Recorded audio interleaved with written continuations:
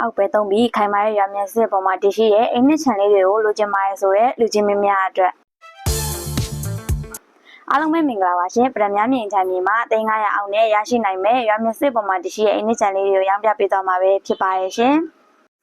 ဒီအိမ်လေးရဆိုရင်ဖြင့်အရှိမျက်နှာဝ20အနောက်ကိုပေ30ကျဲရှိရဲ့အိမ်လေးပဲဖြစ်ပါရဲ့ရှင်ခိုင်မာတဲ့ရွာမြက်စစ်ပေါ်မှာတရှိရဲ့ဒီအိမ်လေးကိုဈေးနှုန်း495သိန်းနဲ့ပိုင်ဆိုင်ရမှာပဲဖြစ်ပါရဲ့ရှင်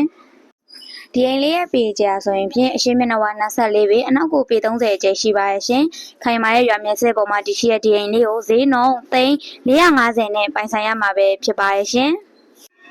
ဒီအိမ်လေးကတော့25ပတ်လည်အကျယ်ရှိရဲ့အိမ်လေးပဲဖြစ်ပါရဲ့ရှင်မီတာပါရှိပြီးခိုင်မာတဲ့ရွာမြက်စစ်ပေါ်မှာတရှိရဲ့ဒီအိမ်လေးကိုဈေးနှုန်း395သိန်းနဲ့ပိုင်ဆိုင်ရမှာပဲဖြစ်ပါရဲ့ရှင်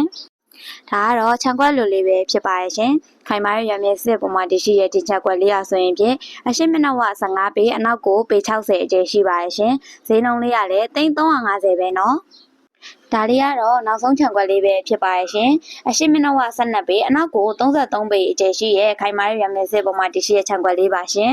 ဈေးနှုန်းကလည်း350ပဲနော်ကိုညီမရောင်းပြပေးသွားတဲ့300အောင်မှာရရှိနိုင်တဲ့အိမ်လေးတွေကတော့မင်္ဂလာတောင်ထောက်ချက်မှာရှိရပဲဖြစ်ပါရဲ့ရှင်စိတ်ဝင်စားလို့မင်းမြကျင်တဲ့လူကြီးမင်းများအတွက်ဗရမများမြေရဲ့ Facebook page နဲ့ TikTok page မှာမင်းများနိုင်သလိုဗရမများမြေအချမ်းမြေဖုန်း39959184လုံးက3991112298ကိုတို့လည်းဆက်သွယ်မင်းများနိုင်ပါရဲ့ရှင်